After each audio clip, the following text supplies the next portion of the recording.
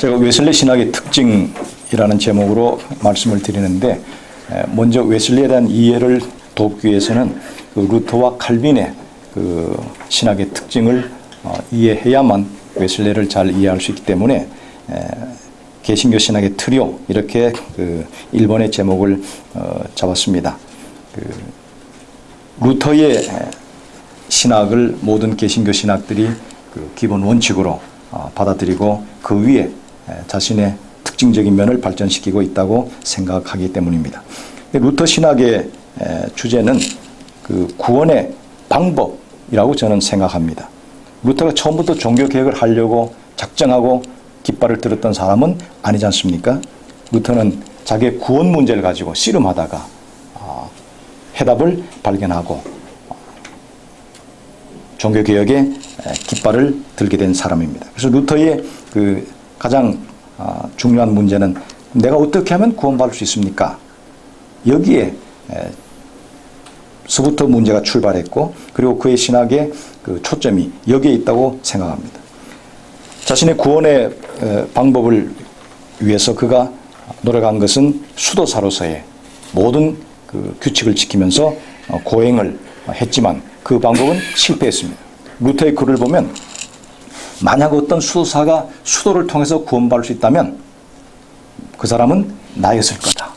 그만큼 그는 수도원의 모든 규칙, 고행, 금욕, 극기 다 했다는 것입니다. 근데 그 다음 말이 재밌습니다. 만약 내가 그것을 좀 더 계속했더라면 나는 죽었을 거다. 이런 말을 했습니다. 그래서 수도사로서의 그 수행을 통한 구원의 방법이 실패한 다음에 그가 깨달은 것은 그 하나님의 말씀에서 해답을 발견했죠. 시편 연구를 통해서 고난받는 하나님, 여기 빠졌습니다만 갈라디아를 통해서 율법이 아니라 복음이다 하는 것, 그 다음에 로마서 가가지고 우리는 믿음으로 말미암아 산다라는 것을 발견을 했습니다. 그러면서 그가 성경에서 발견한 그의 신학의 3대 원리, 그리고 구원의 그 3대 원리는 구원은 은총만으로 구원을 받습니다. 그리고 그 은총에 의해서 주어지는 믿음만이 구원의 유일한 조건입니다.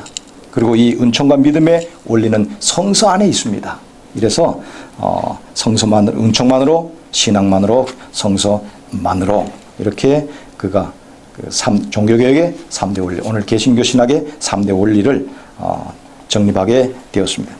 여기 만자가 왜 드러나는 것도 참 의미가 있다고 생각합니다. 천주교회가 은총의 원리를 부인한 적 한 번도 없고요. 천주교회가 믿음의 도리를 부인한 적 없고, 천주교의 성경을 부인한 적 없지 않습니까? 그냥 루터가 은혜로, 신앙으로, 성서로 해도 될 텐데 만자 또는 뿐을 넣은 것은 천주교는 은총과 함께 인간의 역할을 얘기했고, 그러면서 인간의 역할을 더 강조했고, 천주교의 신앙을 교리와 신학의 원칙으로 가지고 있으면서도 인간적인 업적, 특별히 선행 얘기하면서 선행을 목회 현장에서는 강조했고, 천주교의 성서를 부인한 적 없지 않습니까? 그러나 성서와 함께 전통을 가지고 있으면서 실제로는 전통을 더 강조했어요. 그래서 둘 다를 가지고 있으면서 인간의 업적, 선행, 전통, 이것을 실제 그 신자들에게 강조해서 가르치니까 루터가 둘 다가 아니라 이것뿐입니다. 이것만입니다. 그래서 뿐 또는 만자를 넣었다고 저는 생각합니다. 근데 루터는 그 구원론에서 볼 때는 그 믿음으로 의로워집니다 하고 justification by faith라고 해서 칭의를 강조했습니다. 제4함의 그 의미의 칭의를 강조했습니다. 물론 루터가 중생과 성화를 강조하지 않은 것은 아니지만은 후대의 평가는 덜 강조됐다 하는 것이 후대의 평가라고 생각합니다. 그럼 칼빈을 보면 칼빈은 루터의 신학의 3대 원칙, 은혜만으로, 믿음만으로, 성수만으로 라는 이 구원의 방법을 받아들이고 나서 그 다음에 누가 나를 구원하는가, 이 방법을 가지고 나를 구원하시는 분이 누군가, 여기에 칼빈의 신학이 집중되어 있다고 생각합니다. 그러다 보니까 나를 구원하시는 분은 하나님, 그래서 구원자 하나님. 그래서 칼빈 신학은 하나님 중심의 신학. 그래서 장로교 계시는 분들이 칼빈 신학은 신 중심의 신학, 아주 자랑스럽게 자주 사용하시는데 맞는 말이죠. 칼빈 신학은 누가 나를 구원하는가, 그러다 보니까 구원자 하나님이다. 이것이 칼빈 신학의 신학의 주제고요.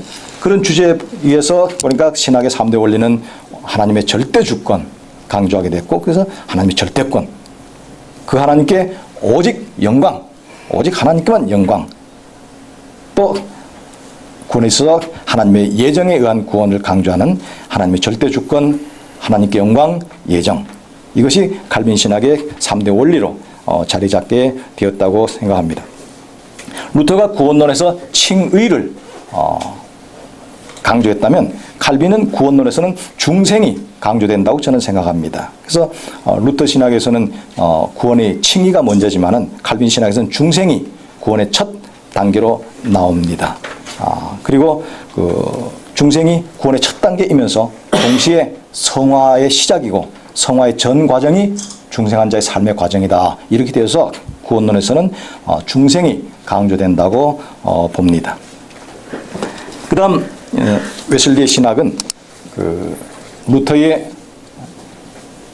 3대 원리, 은혜만으로, 믿음만으로, 성수만으로 그 구원의 방법을 받아들이고, 그 다음에 칼빈의 누가 나를 구원합니까?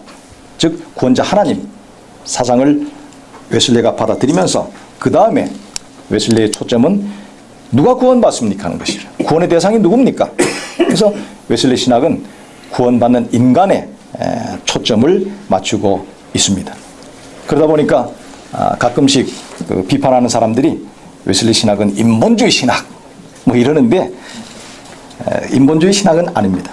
물론 웨슬리 시대의 계몽주의였기 때문에 그 휴머니즘이 이제 발전하고 있었습니다만, 다행히 웨슬리는 그런 그 계몽주의나 또는 휴머니즘의 인간관을 받아들인 것이 아니고 성서 안에서 인간을 발견하고 성서 안에서의 그 인간에 대한 이해를 집중적으로 연구하고 가르쳤기 때문에 웨슬리 신학은 성서적 인간관에 그 중심이 있다고 생각합니다. 그래서 메도디스트의 4가지 모든 사람의 교례라는 것이 있습니다. 이것은 그 웨슬리가 정립한 것은 아닌데 후대 웨슬리 학자들이 감리회의에 4가지 모든 사람의 교례라, 그래서 메도디스트 for alls라는 이런 그 교리가 있습니다. 그것은 모든 사람이 구원받을 필요가 있다 하는 것입니다. 왜? 모두가 다 죄인이기 때문입니다. 그 다음에 모든 사람이 구원받을 수 있다는 것입니다. 모든 사람이 구원받을 수 있다. 여기에서 이제 그 칼빈 신학과의 차이점이 나타나지요.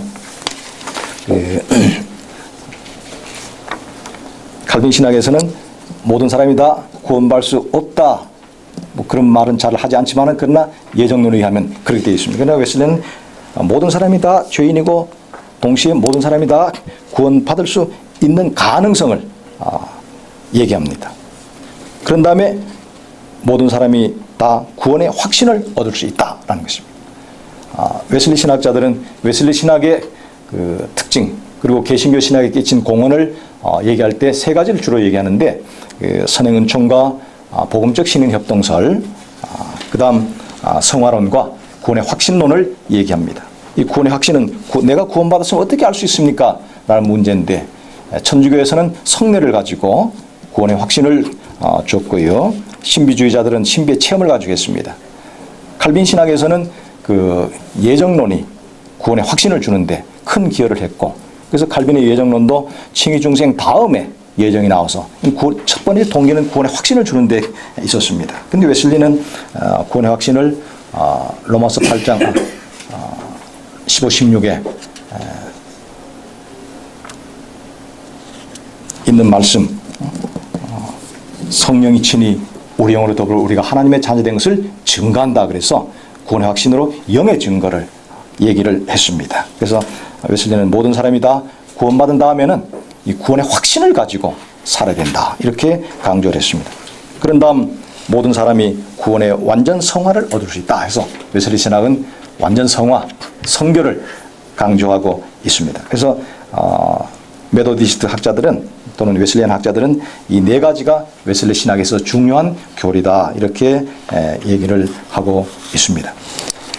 지금까지의 결론을 잠깐 얘기하면 루터는 내가 어떻게 하면 구원받습니까? 라는 자신의 구원의 문제를 가지고 출발했고, 그리고 그 구원의 문제를 성서에서 발견했습니다. 즉 은혜로 믿음으로 구원받는데 이것이 성경에 있습니다. 그래서 루터가 발견한 개신교 3대 원리는 제 판단에는 이것은 구원의 방법을, 천주교의 잘못된 구원의 방법에 대해서 루터가 성서적인 구원의 방법을 발견하고 정립했다. 칼빈은 그러면 루터의 구원의 방법을 받아들이면서 이 구원의 방법을 가지고 누가 나를 구원합니까? 그래서 하나님이 나를 구원하십니다. 그래서 신중심의 신학 이론을 펴나갔고요. 웨슬레는 루터의 구원의 방법, 칼빈의 구원자 하나님을 가지고 그러면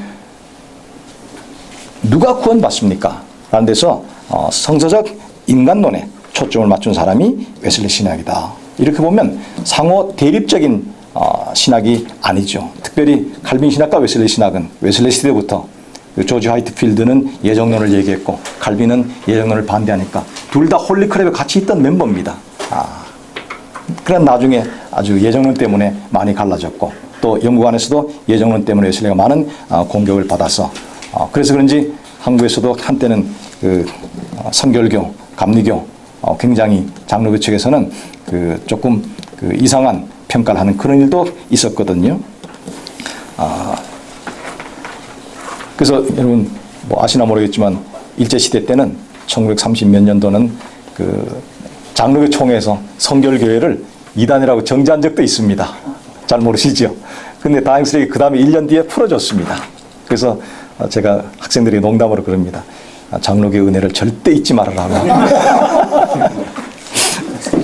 근데 알고 보면 루터는 구원의 방법을 성서적으로 정립했고 가톨릭과 가톨릭의 잘못된 구원의 방법에 대해서 구원의 방법을 바로잡았고 그러면 그것을 받아들이면서 칼빈은 이 구원의 방법을 가지고 누가 나를 구원합니까? 그래서 구원자 하나님. 웨슬레는 그 구원자 하나님이 이 구원의 방법을 가지고 누구를 구원합니까? 인간. 여기에 초점을 맞췄다 하는 것이 저의 평가고, 그러고 보면 세 사람의 신학이 합쳐져서 개신교 신학이 올바로 정립되는가 하는가 이렇게 봅니다. 그래서 거기 제가 3페이지 결론에 보시면 이 점에서 웨슬레는 개신교 신학의 완성자라고 썼는데 제 얘기가 아니고 프란시스 파비에르라고 제네바 대학의 역사 신학 교수가 있습니다. 그분이 종교개혁 460주년을 기념해가지고 쓴 책이 있습니다. 거기 보면 개신교 종교개혁은 후스로부터 해서 루터, 칼빈, 잉글리, 좀 파렐 쭉 해가지고 요한웨슬레 와서야 완성되었다. 이런 글을 썼더라고요. 제네바 대학이라면 칼빈이 세운 대학으로 제가 알고 있는데 그래서 거기에서 제가 인용을 했습니다. 이 말을 맨 먼저 인용한 분은 감신대 총장인 김홍기 박사인데 거기서 제가 읽고서 다음부터 저도 허락받고 인용을 하고 있습니다. 웨슬레는 개신교 신학의 완성자. 그래서 삼겹줄은 끊어지지 않는다고 루터가 정립한 구원의 방법을 가지고 칼빈이 강조한 절대적 하나님이 웨슬레가 강조한 죄인을 구원합니다. 이러고 보면 개신교 신학이 올바로 완성되지 않냐, 저는 이렇게 보고 있습니다. 그러면 웨슬레 신학의 특징을 이제 제목인데 간단히 제가 적었는데 우선 그 신학 방법에 특징이 있습니다. 웨슬레 신학은 설교로 표현되고 정리된 신학입니다.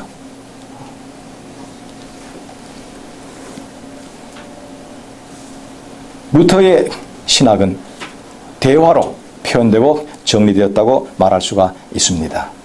루터는 지금 종교개혁 선구자이기 때문에 편안한 시간이 없었잖아요. 목숨의 위협을 느끼면서 일을 했습니다. 그가 가장 편안할 때는 웜수 국회에서 파문당한 다음에 오다가 어느 백작에게 납치됐잖아요. 그 사실은 납치가 아니고 그를 보호한 것이죠. 보호해서 있는 그 기간 동안에 그가 가장 편안했습니다. 그래서 성서를 독일어로 번역하고 글도 쓰고 그랬습니다. 그 다음부터는 사실은 굉장히 항상 투사로서 어려운 가운데 있었습니다. 그래서 그는 후계자들, 제자들과 함께 동료들과 함께 차 마시면서 식사하면서 대화한 것. 그래서 루터 신학의 중심은 테이블 토크라는 책이 있습니다.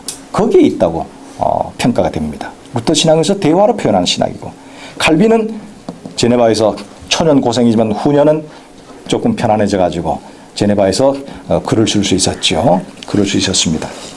그래서 그는 저서로서 자신의 신학을 표현하고 정리를 했습니다. 근데 웨슬리는 그가 옥스퍼드의 교수였기 때문에 글을 쓰려면 쓸 수 있었을 것입니다. 그러나 그 올더스 게이츠라는 그 체험을 한 다음에, 가슴이 뜨거워진 체험을 한 다음에는 조용히 있을 수가 없었습니다. 그래서 그냥 교수가 그냥 사람 모이는 데 가서는 막 전도하고 설교하고, 영국은 교구제입니다.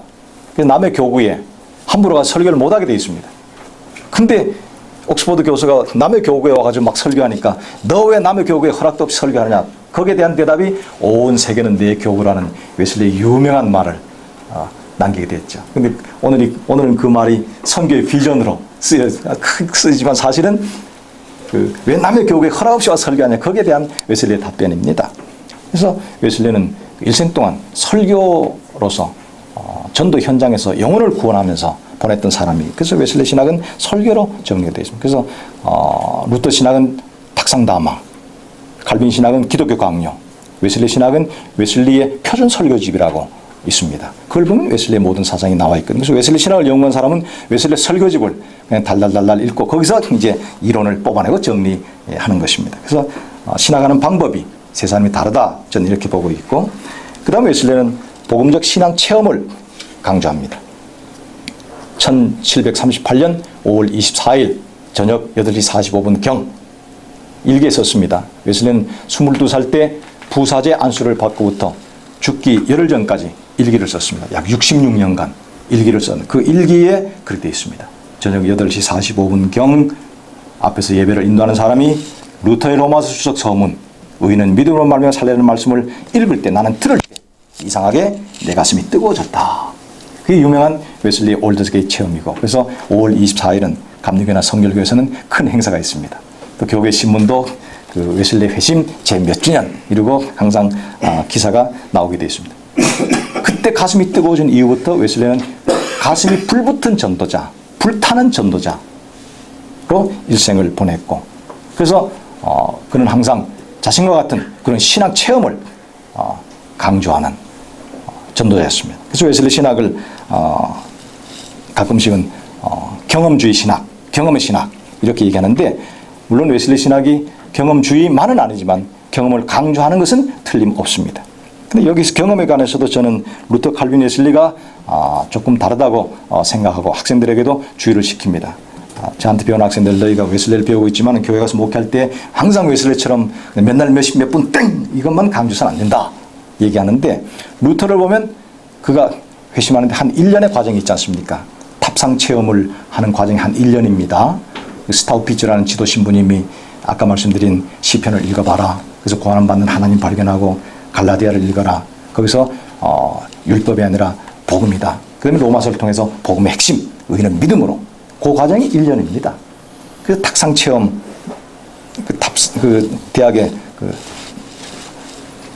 뭡니까, 종탑 같은 기도실인지 연구실인지 거기서 그 회심의 경험을 하는데, 루터의 글을 보면 로마서 1장 17절 말씀의 의미가 자신이 깨달아지는 순간 천국의 문이 내 앞에 활짝 열렸다 이렇게 되어 있습니다. 천국의 문이 내게 열린 발견. 근데 그 과정이 1년입니다. 1년. 그래서 루터는 일정 기간. 근데 웨슬리는 맨날 몇 시면 땡 이랬어요. 8시 45분 경 이렇게 가슴이 뜨거워졌다. 일기에 썼거든요. 근데 칼빈은 그 회심의 경험을 보면 두 군데 칼빈의 회심의 경험에 관한 글이 있습니다. 두 군데 다 해서 10줄도 안 됩니다. 그 중에 제가 하나 기억나서 나는 교황주의자로부터 복음주의로 회심했다. 이렇게 되어 있습니다. 그래서 저는 개인의 영적 회심보다는 신학적인 어떤 방향 전환이 아닌가 이렇게 보는데, 근데 장로교 계신 분들이 칼빈의 회심을 할 때는 그걸 회심으로 많이 인용을 하시더라고요. 제 생각엔 칼빈은 본인, 우리가 말하는 소위 영적 회심, 거기에 대해서는 어떤 특별한 어떤 경험이 없이 그냥 그가 말씀을 통해서 회심하지 않아. 그러니까 흔히 말하는 모태신앙 뭐 이런 거 언제 어떻게 하면 나는 믿는데요, 나는 구원받았는데요, 예정됐는데요, 이런 식으로. 그래서 저는 한국 교회가 뭐 장남성 할 것 없이 교리와 관계없이 교회 안에 이런 세 종류의 회심 체험이 있다고 봅니다. 웨슬리처럼 순간적으로 땡, 루터처럼 일정 기간 그냥 기도원 갔다가 철학기도 했다가 막 시름시름 하다가 하는 사람이고, 칼빈처럼 나는 믿는데요. 하나님 예정하셔서 구원받아 믿는데요. 못된 신앙인데, 이런 사람들 이렇게 세 종류가 있다고 보는데, 그중에 웨슬리는 체험을 강조합니다. 그래서 우리 서울신학대학은 입학시험에 항상 언제 회심했습니까? 그래서 회심의 때를 얘기하라고, 경험을 얘기하라고 얘기를 합니다. 이게 웨슬리 신학의 특징입니다. 그 경험주의 특징이 있습니다. 그 다음에 웨슬리 신학은 성결을 강조하는 신학입니다. 아까 말씀드린 루터는 구원론의 칭의가 강조되고 있습니다. 믿음으로 이루어집니다. 그러다 보니까 루터 신학은 그리스도는 용서받은 죄인입니다. 그냥 용서받은 죄인, 이것이 강조되고 있습니다. 물론 아까 말씀드렸죠, 루터가 중생과 성화를 얘기 안 한 건 아니지만은, 그러나 덜 강조되고 있는 것은 사실이라는 것. 칼빈 신학은 이것도 아까 말씀드렸습니다. 예정을 얘기하면서 예정의 증거로, 그리고 구원의 확신, 예정된 자의 구원의 확신으로서 그 중생을 얘기를 합니다. 그러면서 중생이 성화의 시작이고, 중생한 자의 삶의 일생의 과정이 성화의 과정. 그래서 점진적 성화를 얘기할 수, 이 땅에서는 완전 성화가 안 된다라고 하고 있습니다. 그래서 칼빈 신학은 중생이 강조점이 있다면, 웨슬리 신학은 성화의 강조점이, 완전 성화가 이 땅에서 가능하다, 이렇게 믿고 체험하고 살 것을 강조하는 것이 요한 웨슬리의 신학입니다. 여기서 저는 루터가 종교개혁의 선구자로서 구원의 가장 중요한 그리고 시작인 칭의를 강조했고, 그 다음 칼빈은 칭의와 동시지만 논리적으로 그 다음인 중생을 강조했고, 그 다음에 웨슬리는 그 성화를 강조해서 구원론에 있어서도 칭의, 중생, 성화가 있어야 완성되는데, 얘기 안 한 건 아니지만 강조점은 어쨌든 루터는 칭의의 강조점이 있고, 칼빈은 중생의 강조점이 있고, 웨슬리는 성화의 강조점이 있어서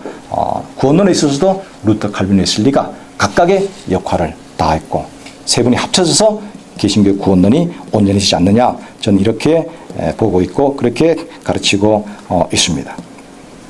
여기 대해서는 물론 이 땅에서 성화가 안 된다라고 믿고 이해하고 계시는 장로 계시는 분들은 많은 질문이 있겠지만은, 그러나 또 성화론을 공부해 보면 이해가 됩니다.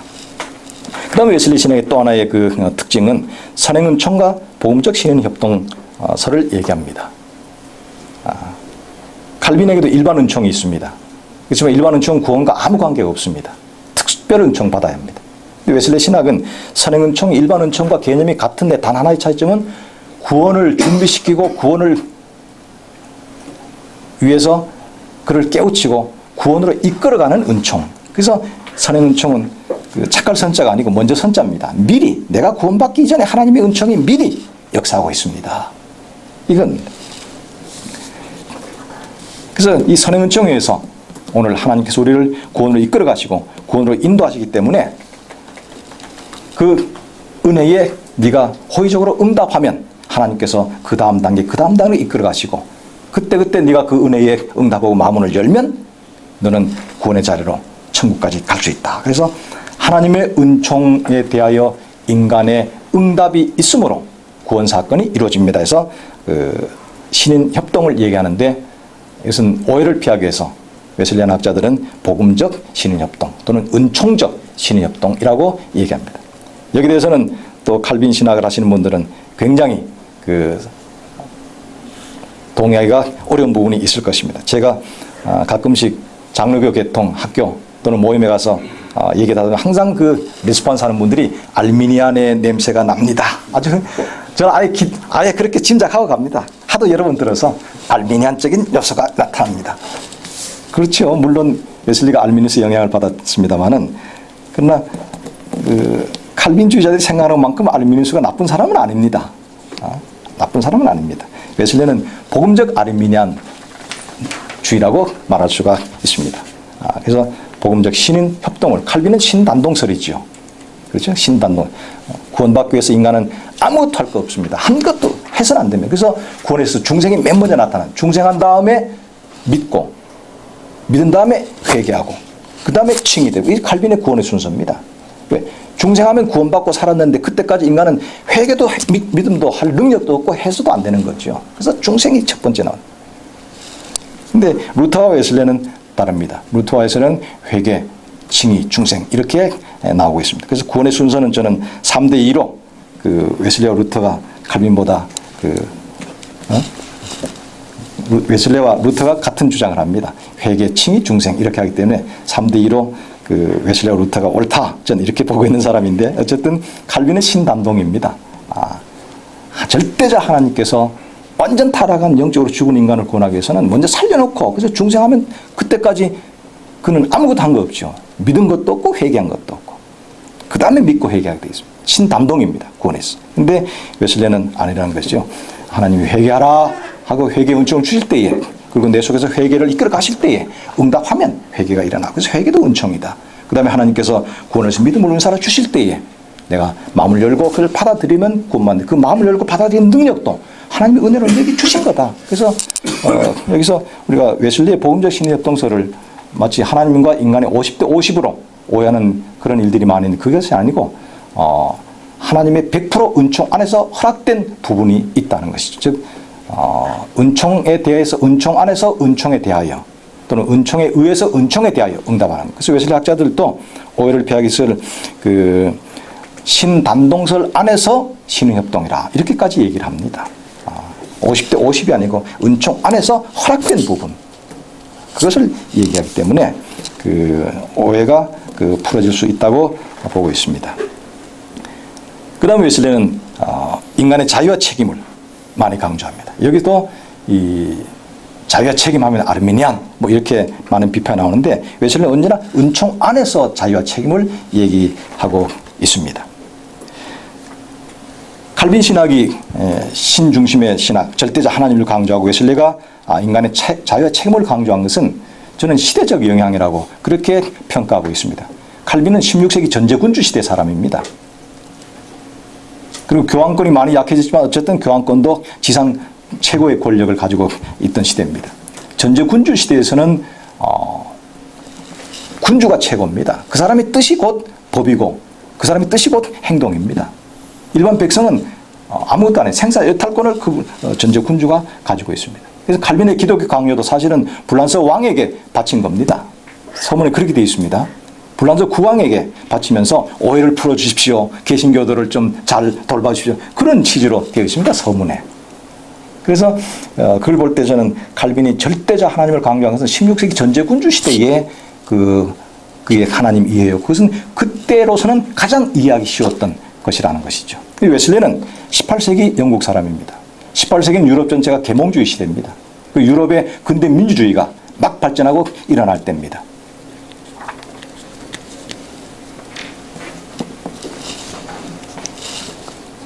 그런 시대였기 때문에 전제군주 시대는 생각도 못했던 소시민 한 사람 한 사람의 자유와 책임 능력 그래서 산업혁명도 일어나고 계몽주의에서 인간의 가치, 자유, 능력, 이성중심 이런 것들이 막 발전되는 시대에 살았기 때문에 웨슬리는 그 시대의 영향을 받아가지고 인간의 능력, 인간의 자유의 책임 근데 다행스러운 것은 계몽주의나 휴머니즘 안에서의 그런 것이 아니고 성서 안에서의 인간 이해, 은총 안에서의 인간 이해를 한 것이 웨슬리의 인간 이해고 그래서 웨슬리의 그 신학은 인간의 자유의 책임 이것이 아까 말씀드린 구원에 있어서도 하나님과 협력해야 된다 이렇게 나오는 복음적 신의 협동설이 나오는데 중요한 것은 인간의 자유와 책임을 얘기할 때 항상 은총 안에서라는 거 잊어버려서는 안 된다는 것이죠. 은총 안에서 자유와 책임을 얘기한 것이 웨슬리 신학이다. 그 다음 마지막으로 확신의 교리는 제가 아까 설명을 드렸습니다. 웨슬리는 구원받은 다음에 내가 어떻게 구원의 확신을 가질 수 있고 어떻게 확신 가운데 살 수 있습니까? 그래서 천주교는 성례를 가지고 구원의 확신을 줬고 신비주의자들은 신비 체험으로 칼빈주의에서는 그 예정을 가지고 구원의 확신을 줬는데 웨슬리는 성령이 친히 우리 영으로 더불어 우리가 하나님의 자녀된 것을 증거한다. 그래서 성령이 증거하시고 성령의 증거를 받으면 내 영이 내게 증거하는 구원의 확신이 있다. 그래서 영의 증거를 얘기해서 언제나 구원의 확신 가운데 살아야 된다. 이렇게 얘기했습니다. 그래서 이 확신의 교리가 성도의 견인 궁극구원과 연결되는데 칼빈주의에서는 이 성도의 견인 궁극구원이 예정론과 연결됩니다. 예정된 자는 궁극구원 받습니다. 최후의 구원 받습니다. 그런데 웨슬리는 아닙니다.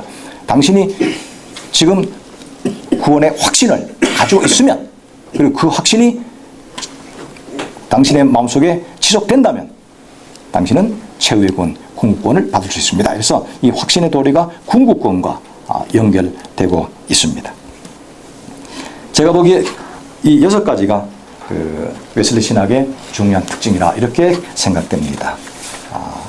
웨슬리 신학은 설교로 정리되고 표현된 신학, 신앙 체험을 강조하고 그리고 선교를 강조하고 복음적 신앙 협동설을 얘기하고 은총 안에서 인간의 자유와 책임을 얘기하면서 구원의 확신을 강조하는 신학이 웨슬리 신학이라 이렇게 생각합니다. 마치면서라는 말은 제가 2년 전에 서울교회에서 복음주의 신학회가 종교개혁 500주년으로 거기서 모였을 때 제가 주제 발표를 할 때 그때에 썼던 결론을 여기다 일부분을 옮겨놨습니다. 그때 시간이 없어서 읽지도 못했는데 모든 신학은 하나의 신학이지 절대적인 신학이 될 수 없다는 걸 우리가 신학자로서 고백해야 된다고 저는 보고 있습니다. 자기의 신학이나 교리를 절대화할 때 교조주의가 나타나고 독선의 위험이 따르기 때문에 우리는 의견의 차이를 이해하도록 노력을 해야 된다 하는 것입니다. 저는 한국의 기독교가 개신교가 굉장히 폭이 좁은 신학, 좁은 사고방식을 가지고 있다라고 보고 있습니다. 그 이유를 저는 이렇게 보는데 하나의 제 해석입니다. 이 청교도의 후예를 통해서 우리가 전도를 받았거든요. 이 청교도는 그러니까 16세기 영국에서 발생한 사람들입니다. 성공회가 종교개혁을 제대로 덜 했다, 더 하자 하고 밀고 나갔습니다. 그러다 보니까 성공회는 국가 종교니까 박해를 받고 이 청교도가 결국은 칼빈주의 중심으로 예정을 굉장히 강조했던 그리고 선민의식을 강조했던 그룹입니다. 이런 그룹들은 항상 그 선민의식과 함께 배타성을 가지고 있습니다. 남을 비판하고 정죄하는 그런 것이 은연중에 나타나는데 그 청교도의 후예가 미국 가서 미국 교회를 세웠고 그러나 그 후예가 한국의 개신교를 전해주었기 때문에 한국의 개신교는 그런 어떤 우월감 같은 선민의식 이건 좋은 거지만 그 동시에 남을 정죄하고 비판하는 그런 배타성이 은연중에 있지 않냐. 그래서 한국의 개신교 신학은 조금만 이상하면 저건 이단, 저건 자유주의 그냥 정죄를 남발하는 경향이 있다고 보고 있습니다. 심지어 목사가 설교 한마디 하면 잘못해도 저게 이단 이런 소리가 막 나오거든요. 그래서 신학적으로 그런 너무 폭이 좁은 그런 유산을 받아가지고 있다 하는 것은 제 판단입니다. 그래서 청교도의 후예가 우리에게 복음을 전해줬기 때문에 그렇지 않나 하는 것인데 다행스러운 건 요즘 이제는 교리적인 강조 그리고 교리적인 차이보다는 상호 이해가 더욱 나타나고 있는 것이 좋은 현상이라고 저는 생각하고 있습니다. 제가 연세대 신과대학의 김상근 교수 쓴 글을 잠깐 내가 여기 왔는데 한국의 부흥은 1907년 그래서 한국의 대부흥이라고 얘기하죠. 근데 김상근 교수는 이걸 재미있게 해석했더라고요. 이 1907년의 대부흥 운동이 원산 평양에 일어날 때 이게 장로교에서 일어났습니다. 장로교에서. 근데 장로교회가 이런 부흥회를 통해서 부흥이 일어남으로 말미암아 이 전통적이고 엄격한 이 칼빈주의가 유연해질 수 신학적으로 유연성을 발휘할 수 있었고 이 유연성이 선교 지향적인 대로 나타나서 오늘 한국 교회를 부흥케 하는 큰 원동력이 되었다. 이렇게 해석을 하고 있습니다. 제가 말을 읽으면 한국교회는 1907년 평양 대부흥 운동을 통해서 전통주의적 칼빈주의에 기초한 구원론을 극복하고 알미니안적 칼빈주의라는 신학적 유연성을 획득했고 전통적인 칼빈주의에 편협하고 제한적인 구원론을 극복하고 부흥에 참석한 사람들의 감정적 선택이라는 가능성을 열어놓는 신학적 유연성을 획득했다. 이렇게 해석을 했습니다. 재밌는 것은 민경배 교수가 쓴 한국 개신교회사도 보면 한국 교회사도 보면 당시에 언더우드 선교사 장로교 선교사잖아요. 근데 언더우드 선교사를 다른 사람이 평가하기를 그는 꽥꽥거리는 감리교도라고 평가했고요. Roaring Methodist라고 평가했고, 감리교 선교부의 장로교 선교부의 감리교 설교가 Methodist Preacher of the Presbyterian Mission이라고 언더우드를 평가를 했습니다. 언더우드 안에도 감리교적인 웨슬레적인 요소가 있었다는 것이죠. 이런 것들을 통해서 그 한국 교회가 부흥하게 되고 특별히 장로교회가 부흥하게 된 계기가 되었다. 이렇게 김상훈 교수가 평가한 것을 저는 상당히 재미있게 받아들이고 있습니다. 사실 오늘 목회 현장에서는 신학에서 배우는 교리와 관계없이 그저 교회만 부흥시키면 되는 그런 입장에 있습니다. 그래서 신학적으로 볼 때에 그 웨슬레적 칼빈주의자도 많이 있고요. 그 다음에 칼비니스틱 웨슬리안주의자도 많이 있는 것이 그 한국 교회의 현실이라고 생각됩니다. 저는 나쁜 것이 아니라고 생각합니다. 합해서 하나의 신학이 나타난다면 얼마나 좋겠나. 그래서 저는 그 호주 교회를 부러워합니다. 호주 교회는 유나이팅 처치라고 되어 있습니다. 미국 감리교회는 유나이티드 메소디스트, 그래서 UM처치라고 하는데 호주는 다 합쳐서 유나이팅, 그래서 지금도 ING입니다. 연합해 가는 교회. 그래서 난 참 좋은 현상이고 한국 교회가 본받아야 될 교회가 아닌가 그렇게 보고 있습니다. 신학적으로도 저는 유나이팅하는 그런 작업이 일어났으면 하는 생각이 있습니다. 마지막 문단을 읽고 마치도록 하겠습니다.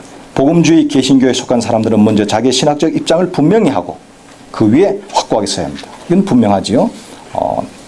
우리 교파, 우리 신학교 입장이 뭔가 하는 것을 분명히 해야 합니다.